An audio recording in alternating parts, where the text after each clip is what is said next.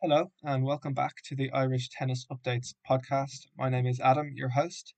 This week I am talking to Mark Carpenter.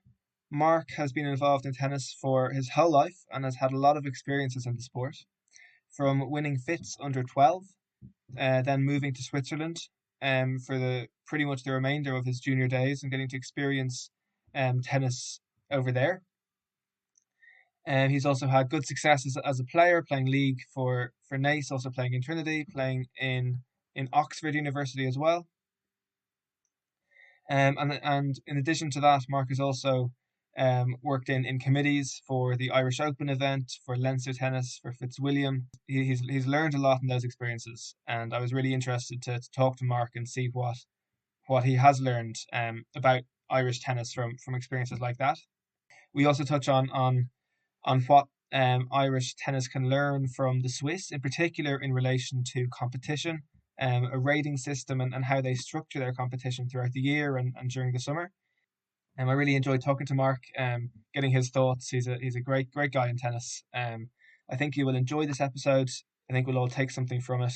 And with that, I will pass you on to Mark Carpenter. Enjoy. So Mark, a big thanks for coming on today. How are things at the moment with you?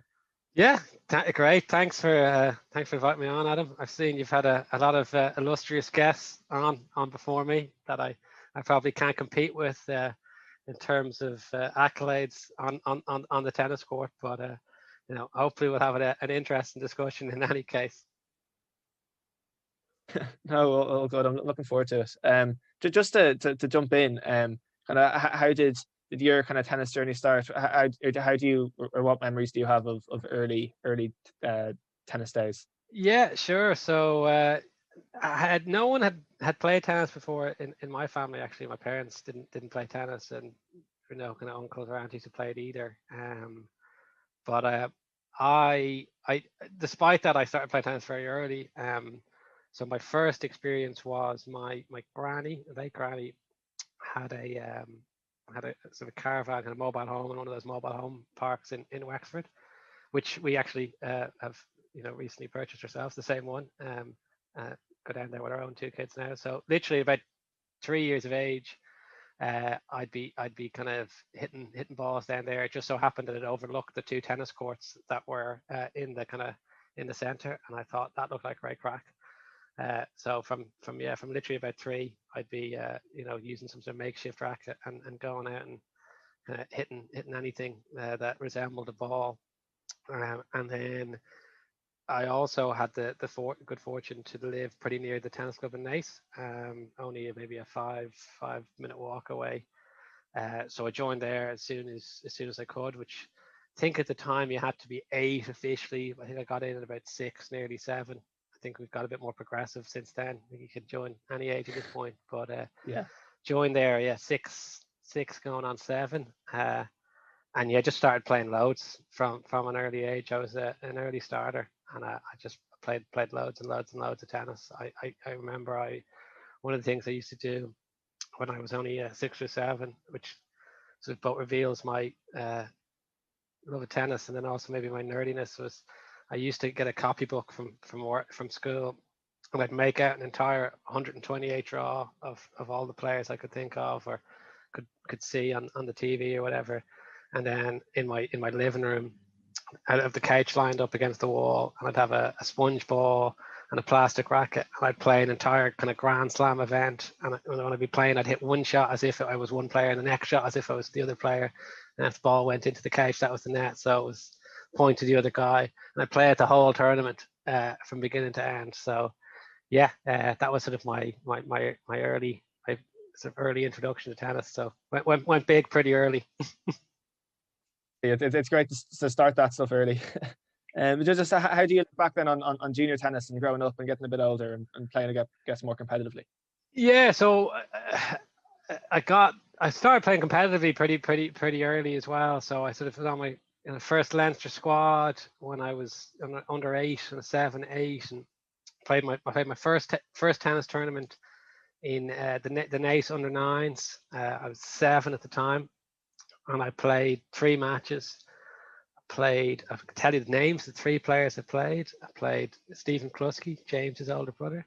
Played a guy called Hugo Johnson, and I played a guy called Mark Ward. I think subsequently was pretty good at badminton, if I believe so. I lost 9-0 in all three matches. But competitive 9-0 was what I was telling myself. So that was sort of the very early stages. Then the next year, I think kind of came back and did a bit better as under 8. I think I made the semis, lost to Barry King, I believe. Close match. It's a close match then. I played a few subsequently with him when I was 10, he was 11, that weren't so close. Remember that was a bit of a close one. And then so kind of kept playing 9s, 10s, 11s, 12s. Kind of my peak was probably in the 12s. I won 5th that year. Kind of strong year group actually. I beat Tristan Farnman in the last 16, then Darren McLaughlin in the quarters, Kluski in the semis. He still gives out that it was windy on the day. Said that suited me because he hit better shots and I was better tactics allegedly. And then a guy called Brian Fearon who didn't really play tennis at all after the 12s beat him in the final. It's great. I kind of had an advantage at that age. I was pretty emotionally mature, so I never the best shot maker or the strongest or the best forehand or backhand or anything else, but it's pretty emotionally mature. And I kind of realized if you under 12, if you kind of hit the ball in a lot, that kind of goes a long way. So I kind of focused on trying to hit it in a lot, and then also had sort of the attack drop shot lob combo was a favorite of mine. Again, a lot of 11-year-olds are pretty small, even Kluski. So a bit of a drop shot, bit of a lob was definitely a go-to play at that point. So then actually when I was 12, my family moved to Switzerland for the next 6 years, sort of all a secondary school basically. And actually, obviously we can talk about this later if you want, because it is interesting. Even though like the Swiss tennis system is well known and it is excellent in many ways. On a personal level, I actually kind of went backwards at the start. Didn't really find a tennis club that was great. Early doors, kind of new country as well. And kind of 12 to 14, I went backwards. It didn't help as well. I didn't grow at all. So at 12, I was like not the tallest, but kind of decent-ish height, tall enough to be competitive. And at 14, a lot of lads had grown, and I was like still tiny. So I was not a strong under 14 by any chance. And then kind of 15, 16, kind of got back into it. Found a really good club in the area. Kind of got playing again. Again, was never kind of one of the best. There were kind of always 4 or 5 guys in the age group in Switzerland who were a level ahead of me, who I wasn't really that competitive with. But kind of got into a league team there, playing kind of senior league. Had a great time. So played a lot of adult tournaments, kind of money tournaments.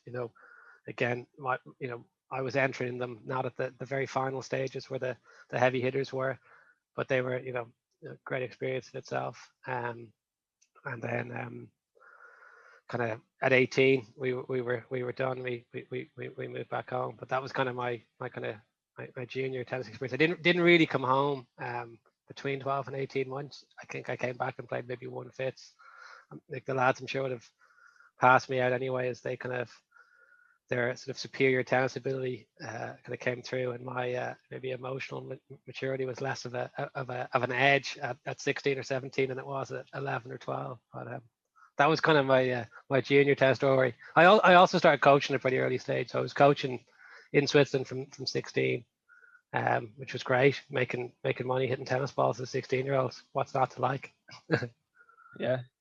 And just on that, on your time in Switzerland, I guess you said that at the start maybe it didn't do great for you, but what do you think are some of the differences in the Swiss tennis system compared to the system in Ireland? Maybe facilities, maybe competition. Yeah, it's an interesting question. As I said, like I wouldn't generalize too much from my own experience, which was reasonably unique and for lots of different reasons. But as a system, the Swiss system is a good system. It has to be said, and you can see they always do churn out a kind of steady stream of decent players. I mean, obviously you've got the Federers who are sui generis. You know what I mean? I'm not sure if the Swiss system can claim too much there, as much as he is who he is. But they'll always churn out a decent number of players in both males and females. So I think what they have going for them. Okay, so first look, they do have money. They have lots of money. It's a very, very wealthy country, and with that comes very good facilities. So they kind of have a very good mix of lots and lots of clay courts for the summer, and then they've lots and lots of indoor centres then that are playable in the winter. And in the indoor centres, they'll have a mix of indoor clay and then also indoor hard courts, indoor carpet, et cetera, et cetera. But I suppose one of the most impressive things they have, though, in terms of what they do, in terms of when I look at maybe a comparison between Switzerland and Ireland, is that just the amount of competitive opportunities there are to play tennis there. If you were, and this is both the case for juniors and then also even for kind of competitive adults, right? So if they would have multiple tournaments every single weekend all year long, and what they have as well is they have a rating system similar to say what they have in France or Germany, place like that. So the way it works in Switzerland is everybody has a rating. You have to have a license. You pay a fee to the national body, and with that you get a card, which is, I think there's some insurance element to it as well, but it also gives you a rating. And the ratings there's a 13-point scale. So there's N1 to N4. N1 is top 10 players in the country, Federer, Wawrinka, etc. N4 is the guys ranked 70 to 150, still, strong players, at minimum class one and higher end of class one type players at that level. And then R1 to R9, R9 being somebody who's just played his first ever match, say. The N stands for national, the R stands for regional. And what that means is that not just do they have lots of tournaments, but in those tournaments, they are arranging the tournaments by rating. So they're ensuring that as a player, you're getting lots and lots of competitive matches, because the way the draws are done is if you're an R4, you will be in a tournament, and whatever tournament you're in, you'll enter the draw in that tournament, and you're going to play an R4, an R5, an R6 first, say. And then look, maybe you have a couple of wins, and maybe they're like, okay, and then you start playing maybe an R2, an R3, an R1. And it just means, obviously, from a player development perspective, you're just getting so many competitive matches, and you've always got to have something to aim for as well. And then in the summer, in the big tournaments, so they'll have tournaments every weekend of the year, all through the year, and then they will have some kind of bigger tournaments in the summer with a decent amount of prize money. And the way they run them, the bigger ones, and the club I eventually found my way in ran one of the bigger ones, is they'll start the tournament on a certain date with the R7, R9. That's pretty much your class 7-ish, maybe class 6 to 7 people. They'll play matches. They'll have kind of their own tournament. The top 4 guys from that draw will all qualify for the R4 to R6 tournament. So let's say that's like kind of, I don't know, class 3, class 4, and down. They'll play out, and they'll play out then from that point as well. The guys haven't stopped in the semis. Then you'll have your R1 to R3 guys come in. Again, 4 guys or so from the R4 to R6 will go up. You'll have your R1 to R3 tournament. And then you'll have maybe 4 guys from that who will go to the N1 to N4 tournament. In the N1 to N4 tournament, there's quite a decent amount of money on the line there. And even within the N1 to N4, they'll have a bit of a rate of draw. So, the N4 type of guys who might be, as I said, upper level kind of class 1 players will come in. And then if the tournament's been able to attract kind of an N1, like, a proper maybe challenger level tour player, he won't even just enter at the start of the N1, N4. He'll even get a kick down maybe to the quarters or so of that draw. So, again, it ensures that people are constantly playing competitive matches against people who are of a similar enough standing to them. What it also does as a further benefit is it allows the tournament to attract some, very, very, very, very good players, players with, decent world rankings who know they can come in, and they're only maybe only going to need to be there from, say, the Thursday or even the Friday of the tournament.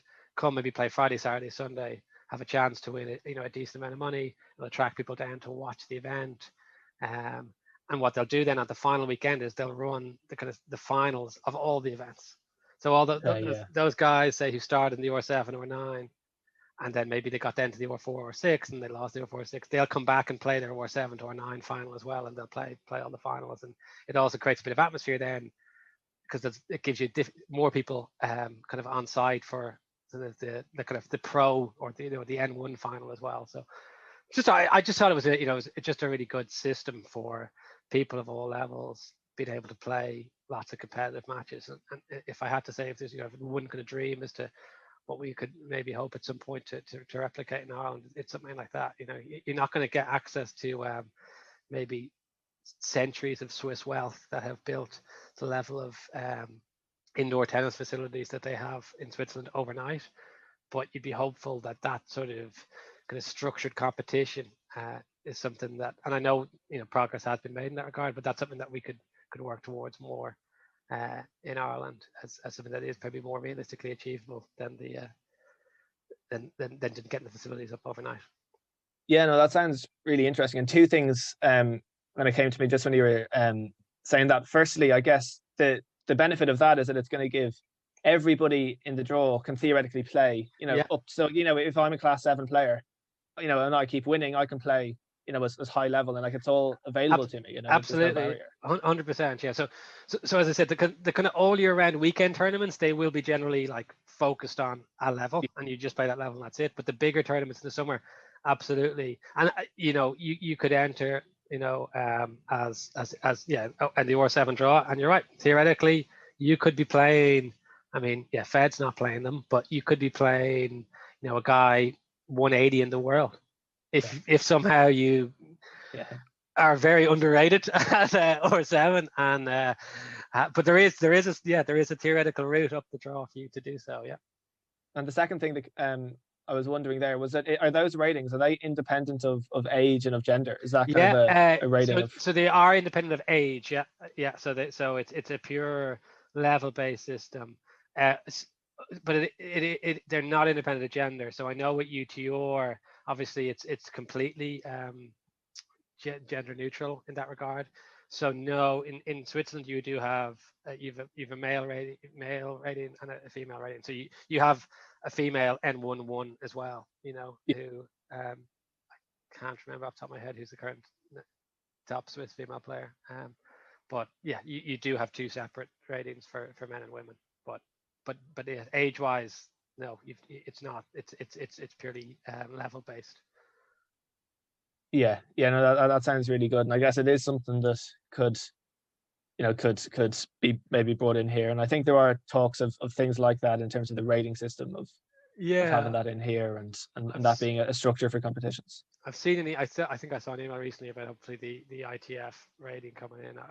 I do, and there have been things that have come in the past and gone, but I do think that's just so crucial.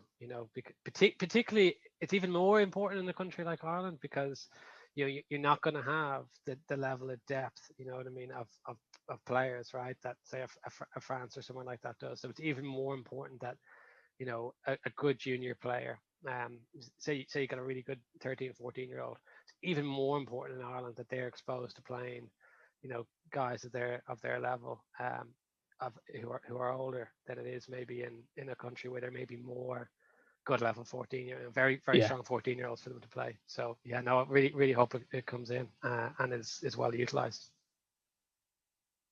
Yeah, absolutely. Now, just another couple of points that I want to touch on, maybe on Irish tennis. I know I was looking at an article that you wrote with James Kluski a few years ago on a few of these points, and a few of the ones you had in there, things like more competition, the court surfaces that I think are very, stand out as kind of clear points that, I think pretty much everyone will agree that those are things that we need to improve. A couple of things that weren't so maybe obvious, things like players giving back. So I think this idea of if you receive funding, maybe then you give something back to Irish tennis. So just elaborate a little bit on what that would look like for us. Yeah, so I think that this points a little bit even to the point I was making about how the draws are run, say, for the event. So look, I think my starting point on this is, I want to support our elite players as much as the next person. We know how how expensive that is and how difficult it is. But we also have to be realistic about the funds that are available to the governing bodies of the sport. Either at national level or the provincial branches. I mean, you can go and have a look at the Tennis Ireland accounts online. They're the public document. It's not like there's millions of euro just kind of sloshing around there that can be spent on X and Y player. That's that's just not the case. You know what I mean? Things are reasonably tight, in terms of what's actually available. So then you get to, okay, if there's limited funds, how can we support players while at the same time making sure that any support we're providing to our elite players doesn't just benefit, has the widest possible benefit for tennis in the country, right? So you want to try and create a system whereby if you are providing that financial support, that you're able to clearly see a benefit, at a more grassroots level as well. So to give you a couple of examples, or obvious, of how you could do it. So one, to touch on the tournament example, is if you did have a system where, and you have those sort of national tournaments that we all know of, if you could structure them in such a way whereby your top players could potentially come in and play those tournaments, but in such a way that maybe they don't have to be available for 7 days or for 8 days, because you can do the draw in such a way that that their level is such that they should really only come in maybe a quarterfinal stage on Thursday or Friday. You can provide a mechanism by which they can earn sort of money that they need to sustain them on tour, and you're also given a kind of a jump to the tournament and to the kids, that they can come down and see their Davis Cup or their Fed Cup level players who at the moment they probably have very few opportunities to see in the year, right? So I think that's one way of doing it. And then the second way is you could be more direct, whereby you could say, okay, we're going to bring something in for Davis Cup or Fed Cup, say, whereby if you make the Davis Cup or Fed Cup team, we will provide a payment to you, but that's going to be conditional not just on playing, say, Davis or Fed Cup, but also on doing an agreed upon number of hours at national centre, at clubs, you could imagine something around Fitz Week, when there's loads and loads of kids on site. You could do an exhibition, you could do a clinic. If you are an Irish kid who's mad about tennis, the reality is, because of the way that the tour is structured, you wouldn't have that many opportunities to see the top Irish players play, or to interact with them, to talk to them. I can't remember the last time we had a home Davis Cup match even. I go to every one of them, and I actually can't remember the last time we had one. So if you want to inspire that generation, you want them to be exposed to those players. So I think it would make sense that you come to arrangement and you say, okay, we are going to provide more support than we do today, but it's not going to be just for you to play. We have to get something, sort of a return on that investment that's beyond just supporting your career. As important as that is in and of itself, we also have to see you maybe a little bit more domestically, be they in tournaments, exhibitions, clinics, something like a junior fits, where you've got lots and lots of your top kids all in.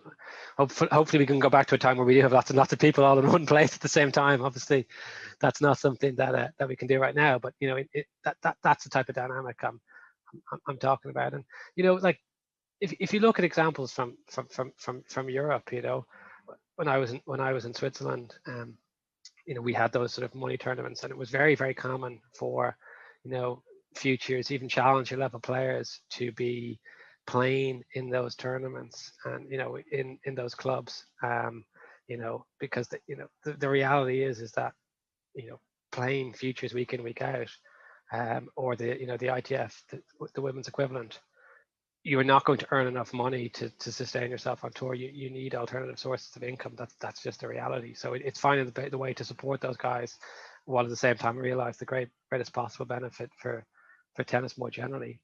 I mean, one other thing I could point to as well is that one big source of funds for guys in Switzerland, and it's not the only country like that, was sort of league tennis. So So the team I played for, my home club, the top two guys in the team while I was there were both Argentinian, and they were both professional tennis players, as in they weren't coaches. They earned a living basically purely from playing tennis, but they never played a single ATP event. When I say ATP event, I mean that in the widest sense, as in they never played a Futures, never played Challenger.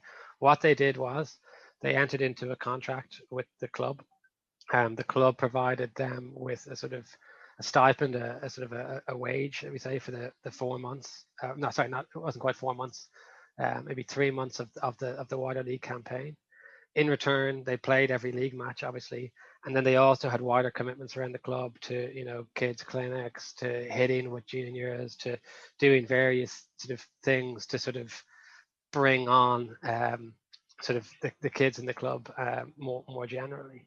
I think again, those type of models are great. I mean, it was always one of those sort of funny kind of controversies in league tennis where someone heard someone was getting paid to play league tennis, and this was the greatest outrage in the history of Ireland. And maybe that's the sort of, I don't know, GAA background, and obviously the sport should be amateur, etc. But I don't know.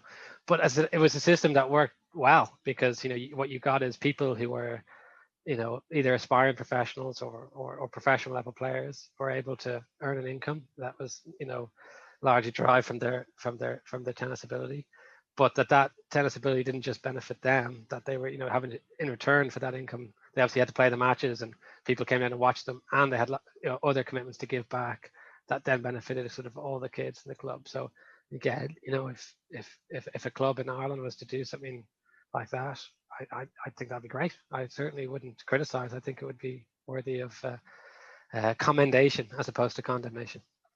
I think that sounds like a great setup for them, but also for obviously the club and the area and stuff.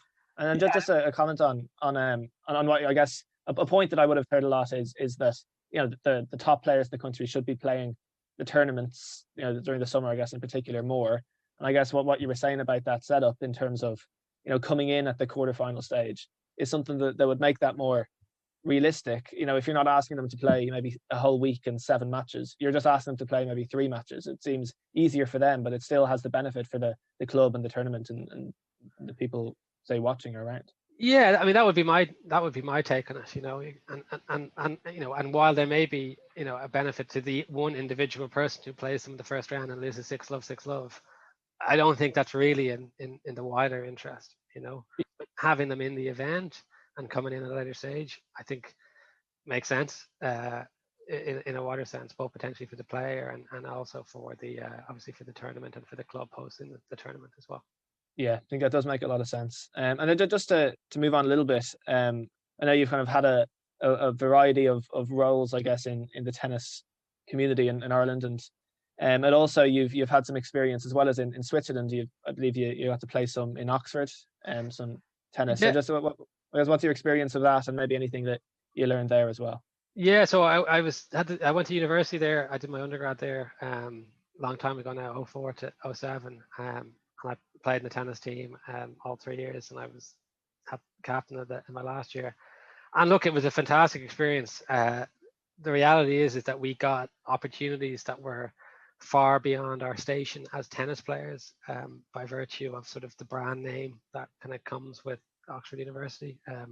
For better or for worse, probably unfair, but obviously as a beneficiary of it, as I was, it was great. So I got to play a lot of, many times at the All England Club at Wimbledon, which was amazing. Always like a privilege. Got to play we played our annual match against Cambridge every year, which was that was one of the weird things about the whole experience, in that our whole year was based upon this one match with Cambridge at the end of the year. So we played a 6-man team.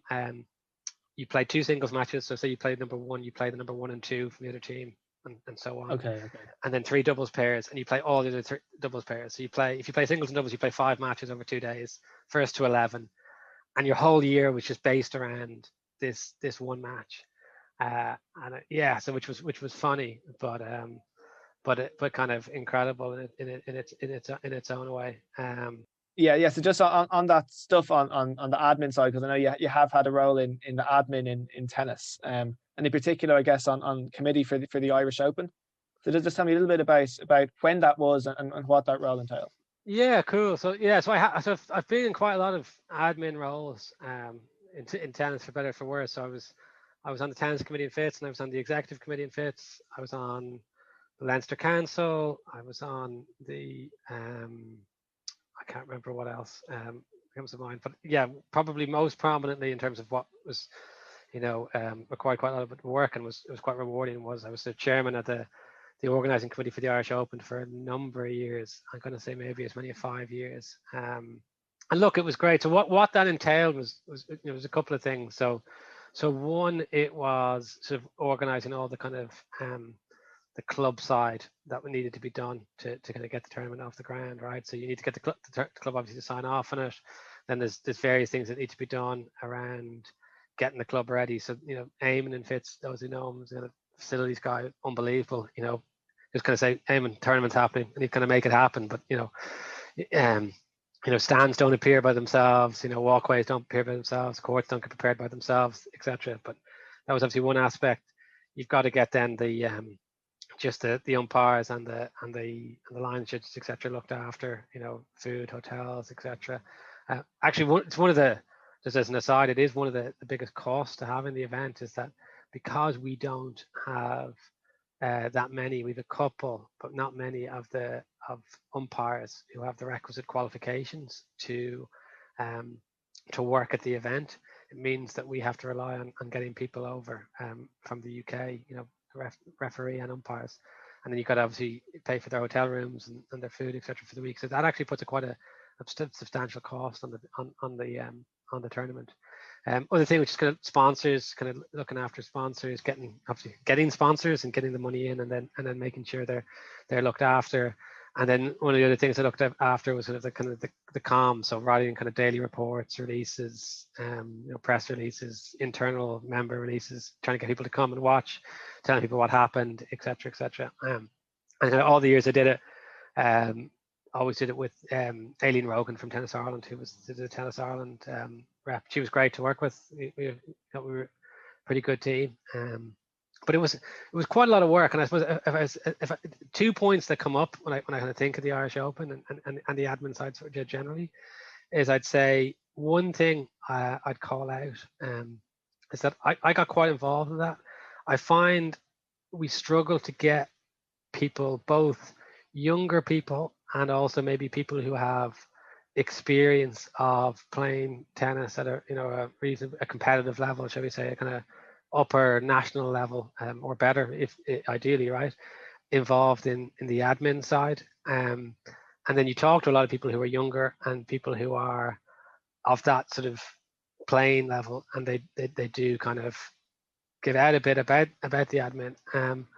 And you are kind, and not to say that their criticisms are never unjustified, but there is a bit of, well, what would be great is to get more of those type of people involved as well. It is very easy to criticize. It's less easy to kind of roll up your sleeves and do the work, And I was, I did do, quite a lot of work on that side in my 20s. I'm now in a position where I've got, 2 kids under 3, busy job, not really a goer for me right now. And obviously there'll be plenty of people who are in that position as well. But I suppose I would encourage people who maybe do have a bit more free time, who are very interested in tennis, who might have some experience at playing at a competitive level or following that type of even tennis at that level, to get involved, to volunteer, because that, I think that would be helpful. And then the second thing, and a kind of totally different point, but what occurs to me whenever I kind of think about the Irish Open as well, is it was I think it is a great event, was a great event.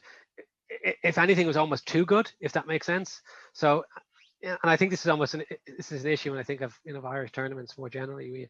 We tend to either do them really well or not do them at all, and you'd almost be better off doing more at a lower level, right? So we had the Irish Open. I know we had Carrick Mines event as well, so it got up to 2, which is good. And then we also, when I first started doing it, was male only, and we had to get the women involved, which was great as well, and certainly should remain the case. But the Irish Open in Fitz was a really big event, in terms of how much effort went into it, how much it cost, all of those things. And I'm sure if you talk to the guys, the futures guys who've gone and played, you know, 30 events in Tunisia or 30 events in Turkey or 30 events in Egypt or 30 events in any of those countries which run futures week in, week out, week out, they would say that, those tournaments are nothing like the Irish Open in terms of how they're put on, the scale of them, the quality of a lot of the things associated with them, but they have 30 events, so which is probably better if you're a player, that you can play week in, week out without traveling. So if we could find a mechanism whereby we could have more events, more futures and more ITFs, that would probably be a better outcome necessarily than having one or maybe two very, well put on, very well run, quite costly, quite time consuming events, which is what we have, Yeah. At the moment. And as I said, there's certain things that make that difficult for us in Ireland because, you're going to have that fixed cost of umpires and putting them up, et cetera, et cetera. But I would say that would almost be a better equilibrium to have sort of more events that might not, cost as much in terms of your time and money. Yeah. And I'd almost extend that even beyond just, pro events. Even if you look at our tournaments, our national tournaments, generally it's no tournaments for a lot of the year, maybe some match plays at junior level, but, quite not much in the way of tournaments, particularly, at senior level. And then in the summer there's tournaments, and every tournament has, class 1, 2, 3, 4, 5, 6, 7, singles, doubles, mixed, takes all the courts from the club, requires 10 people from the club to give up 100 hours of their time, be there till midnight every night, and look, that's great that people are willing to do that, and lots of those tournaments are really enjoyed, and I'm certainly not saying we should get rid of them by any stretch of the imagination, but you'd almost be like, if we could convince people that there are ways to run a tournament that don't necessarily require having every class and giving up all your courts and having to have multiple numbers of your members give up an incredible amount of their time, would that put you in a better position to actually have more events and more competitive opportunities for players? And maybe that would potentially be a better equilibrium. Yeah, that makes a lot of sense. Makes a lot of sense.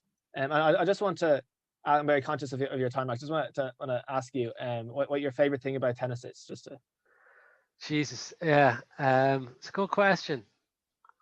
I can't really I couldn't tell you kind of one thing, but I've always loved tennis, and still do, and I think it's a great mix of things, right? So there's obviously skill is really important. There's some sports which are all kind of strength and power, but tennis skill is really important. But physicality is also important. You got to be fit, and then there's also a really strong mental component as well. So a sports go that mix of skill, physicality, and mental. I think tennis, it's tough to find a competitor that combines those three elements as well. There's also a certain, maybe fairness is the wrong word to it, but like I do think as a tennis player, if you look back on all the matches you played, like there'll be exceptions, but the vast majority of matches you won, you deserve to win. The vast majority of matches you lost, you deserve to lose. Like that the scoring system is kind of genius in its own way, and that it does almost always ensure that the guy should have won. And yeah, look, after the match, you're like, oh, if only I'd done this or if only done that, but you didn't, right? Whereas other sports, there's quite a, I think there's quite a bit more randomness involved, or one of the beauties of tennis as well is often it's either singles or doubles, and I've always been someone who's naturally drawn to team sports, but I've tended to be better at individual sports, so I played them more. And there is something as well about, like, you can't really, there's nowhere else to hide, there's no one to blame. You can't say we lost this match because this guy on the wing didn't cross the ball when he should have, or just et cetera, et cetera. It's it really does, it's an examination of yourself, and you win, you lose. And I'd like to think I'm not like a bad loser, that I can, what I can do, what I think I can do is when I'm in the match, I am very, very competitive, really, really, really want to win, get very focused on that. And then if you lose, you can come off and say, well, look, at the end of the day, it's just a tennis match. It doesn't really change anything. And I think trying to have that kind of combination of, being very much in it when you're in it, and then being able to, put it in perspective when you're out of it, Yes. It's a good thing to have if you can maintain Absolutely. it. Sometimes easier Absolutely. than others. Yeah, absolutely. Yeah, no, that's really good. And Mark, I really appreciate your time. It was great to talk today. Big thanks for coming on. Look, Adam, thanks really for having me on. As I said at the start, you've had far more illustrious people than me on, certainly in terms of their on-court accolades. And look, great that you to talk to somebody as passionate as Irish tennis as you are. Great that you're doing this, and that you're getting the people like myself who are interested in what the Conor Niles and the Young Caseys and all those guys have to say about tennis, that you're getting them on and sharing their views. I think it's great, and keep it up. Absolutely, thanks. Yeah, no, I'm enjoying doing it. I think it's a good to do, and yeah, absolutely. Thanks very much. Well, thanks, Adam. Thanks a million. A big thanks once again to Mark Carpenter for his time, for coming on to the show and talking. It was really great to talk to Mark and to get his thoughts on issues in Irish tennis. Get to hear about his experiences and what those experiences have taught him about tennis and about tennis in Ireland in particular. I really feel that there's a lot more we could talk about, and maybe I can get Mark back on in the future at some point for another chat. And also a big thanks to you for listening to this episode of the podcast. I hope you did enjoy it. If you did, I would encourage you to like, subscribe, leave a comment. It really does help. So thank you in advance for that. And also to share the podcast with anybody else you think might be interested. That's all for this week. Until next week, I will be back next week with another episode. So do keep an eye out for that. It's going to be a really great episode next week. So until then, I've been Adam, and goodbye.